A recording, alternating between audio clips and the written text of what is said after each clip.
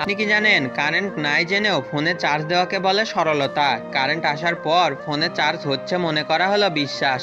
3 ঘন্টা পর এসে দেখলাম ভুলে সুইচ দেইনি, এটা হলো বোকামি। যা হয়েছে বাদ দিয়ে আবার সুইচ দেওয়াকে বলে ক্ষমা। সুইচ দেওয়ার সাথে সাথেই আবার কারেন্ট যাওয়াকে বলে মন ভাঙা।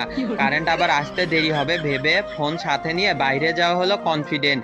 3 ঘন্টা পর বাসায় এসে শুনলেন বেরিয়ে যাওয়ার পরপরই কারেন্ট এসেছে, এটা হলো কাটা ঘায়ে নুনের ছিটা।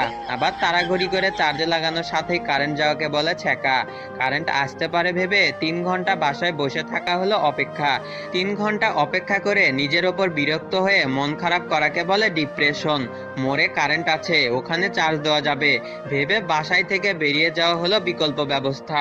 মরে যাওয়ার অর্ধেক রাস্তায় গিয়ে বুঝলেন কারেন্ট আসছে, একে বলে প্রাক্তন ফিরে আসা।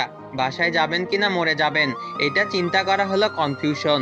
এরপর যখন কারেন্ট আসার পর ফোনের চার্জ হয়ে যায়, তখন আপনারা আমার ইউটিউবের নতুন ভিডিও না দেখে থাকলে ভাববো আপনারা কিপটা।